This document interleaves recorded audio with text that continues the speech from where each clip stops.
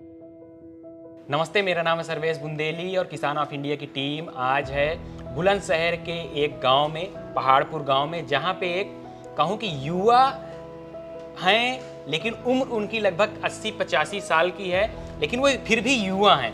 और युवा युवा मैं इसलिए कह रहा हूं क्योंकि जो उनके काम करने की एक्टिवनेस है, जितना तेज़ी से वो काम करते हैं और जिस तरह से वो अपना ये पूरा डेयरी फार्म यहाँ पे चला रहे हैं पहाड़पुर में, वो काबिले तारीफ़ है। और पूरा जो इनका स्ट्रक्चर है वो पूरी तरह से टेक्नोलॉजी से भरपूर है और इनकी जो कहानी है वो कहानी भी और जो पशुपालक हैं उनसे कुछ हटके है।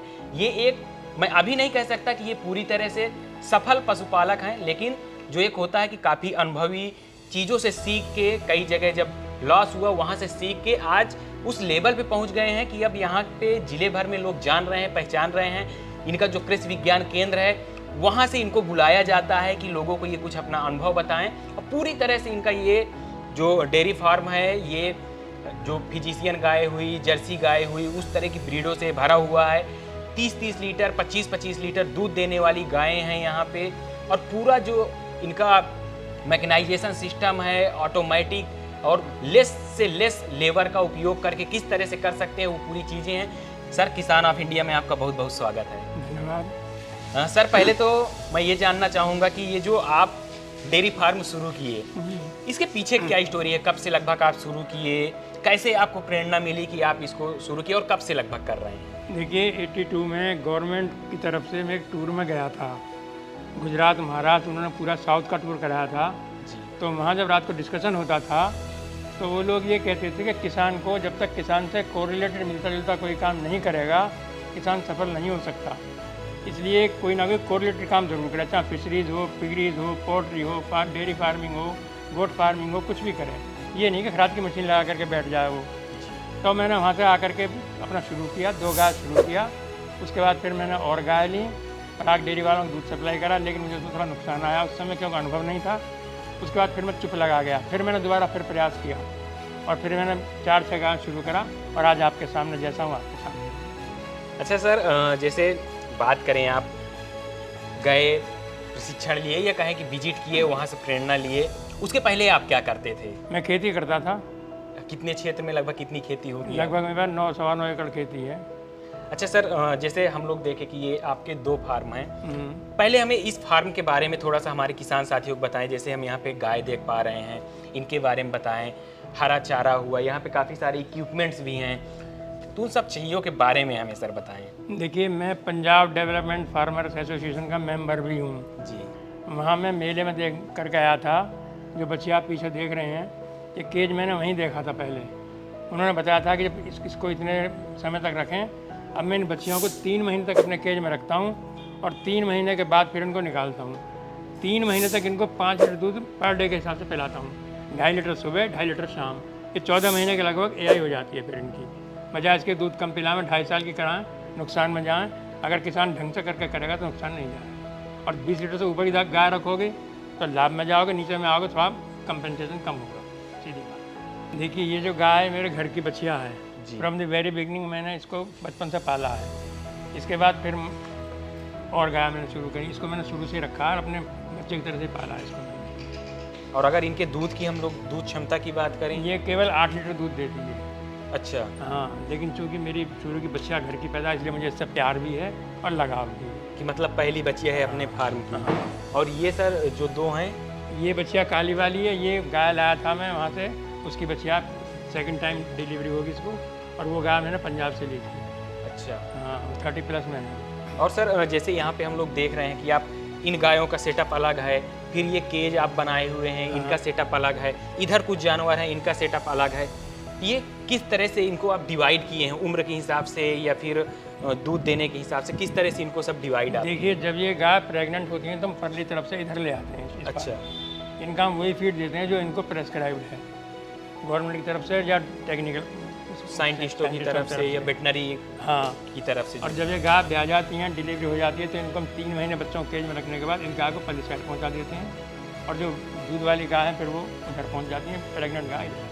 सर, ये जो हम लोग केज देख रहे हैं, इसका क्या फ़ायदा होता है पशुपालक? क्योंकि अमूमन पशुपालक इनको नहीं रखता है, लेकिन आप रखे हैं तो इसका क्या बेनिफिट है फार्मर्स को, क्यों या जो भी हमारे पशुपालक हैं उनको क्यों रखना चाहिए इसको? देखिए, बछिया पालने में इसका बहुत बड़ा लाभ है, क्योंकि बछिया को आप जनरली वैसे छोड़ देते हैं, घूमने फिरने की परेशानी इसमें फ्री रहती है, पानी पीती है, अपना आप ग्रोर खाती है, और इसके बाद 3 महीने तक इसमें रखने के बाद इसको हम हटा देते हैं। और इसमें डायरेक्ट जो गाय का दूध है उसको नहीं पिलाते हैं? नहीं, इसको निपल से दूध पिलाते हैं।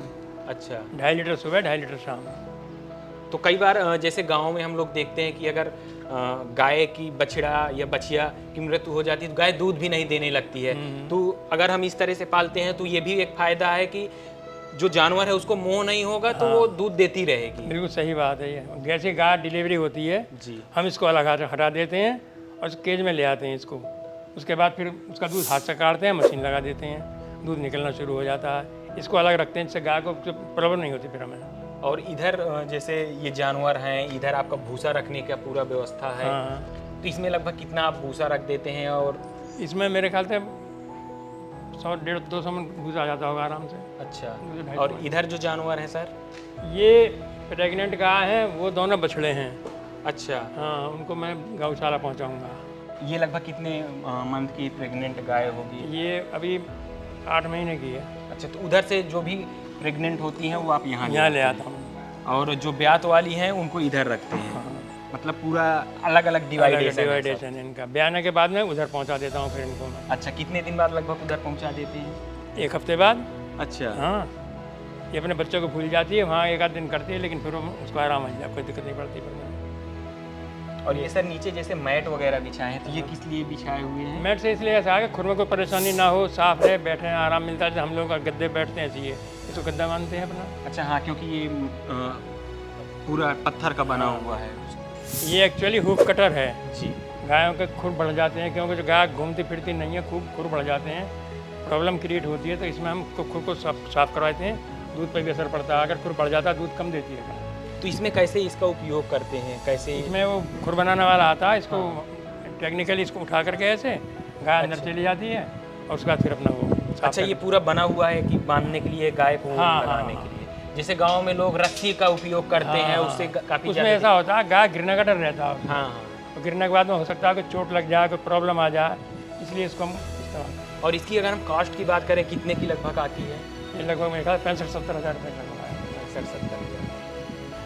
जिस तरह से हम लोग अपनी सेफ्टी का ध्यान रखते हैं, उसी तरह से अपने जानवरों के सेफ्टी का भी ध्यान। डेफिनेटली और राइट। और जैसे जो भी आप चारा बनाते हैं या जो भी जानवरों को अनाज देते हैं खाने पीने की, उसको किस तरह से देते हैं या किन मशीनों द्वारा वो करते हैं? इसको हम अपनी मशीन ले रखी है, इसमें हम काटते हैं। इसमें क्या क्या मक्का इस वाले पीस लेते हैं, मक्का हुआ, जौ हुआ, गेहूँ हुआ जी, पीसने के बाद में इस मशीन में, और इसको हम चारा खिलाते हैं, अपने बच्चों को देते हैं। अच्छा, इसमें मतलब इसके मशीन के बारे में थोड़ा सा बताइए। इसमें ये चॉपर भी लगा है? ये इसमें ये कटिंग भी कर देता है चारे की, ज्वार वगैरह की, और ये इसमें गेहूँ और आटा पीसना, इसमें दलिया बना देते हैं। अच्छा, इसमें ऊपर से अगर डालेंगे हाँ, तो दलिया बन जाएगा। दलिया बन जाएगा। हाँ। इसमें किस किस चीज़ की दलिया बन जाएगी सर? गेहूं की है, मक्का की है, जिस जिस जिस उस अनाज की चावल बन जाता है। और यहाँ से डालेंगे तो ये पूरा चारा कट के निकल जाएगा, जो हरा चारा होता हरा है। चारा। ये मतलब बहुत बढ़िया है, तब 2-in-1 मशीन है। डेफिनेटली। और इधर ये वो कुट्टी काटने की मशीन लगी सामने, हरा चारा काटने की, अच्छा। ये है। अच्छा सर, हम एक चीज़ और देख रहे हैं कि यहाँ पे आप लोग प्रॉपर कूलर लगवाए हुए हैं, पंखे लगे हुए हैं। हाँ, ये सब क्या चीज़ है? ये सब इसलिए कि गाय का जो टेम्परेचर है वो थोड़ा मेंटेन रहे, हाँ हाँ। और गर्मी थोड़ी कम लगे, इसीलिए करते हैं। हम अपने इस्तेमाल करते हैं, ऐसे पशुओं का इस्तेमाल करवाते हैं। और कौन सी नस्ल की गाय हैं आपके यहाँ? HF हैं, जर्सी हैं, और आयरशायर ब्रीड है फ्रांस की, अच्छा। और देसी भी है। ये है। तो ये बहुत अच्छा स्ट्रक्चर है सर। इस पूरे फार्म को कौन देखता है? आप ही देखते हैं या आपके साथ भी और लोग देखते हैं?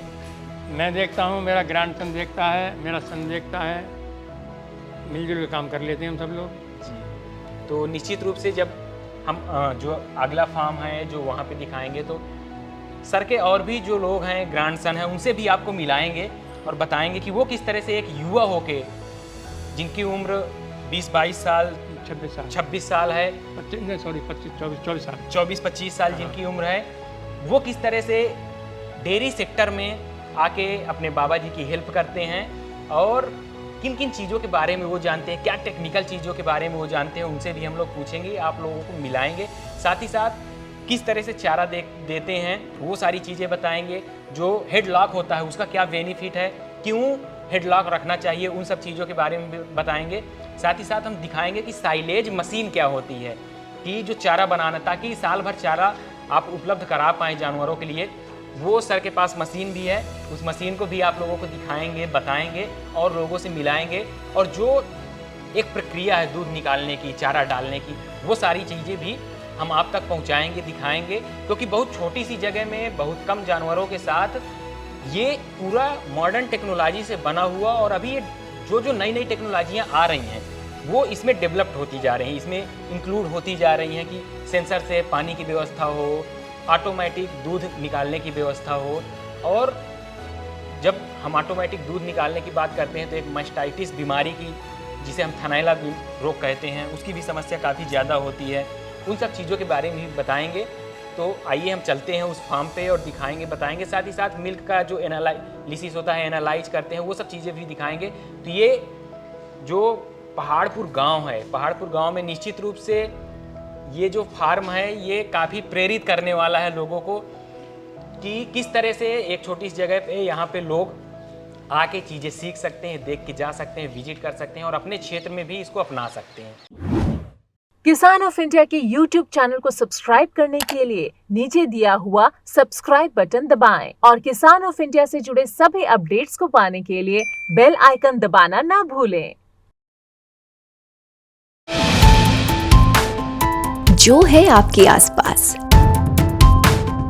आपके शहर का खास, वो दिखाएगा आपको DNN 24, आपका अपना डिजिटल न्यूज नेटवर्क।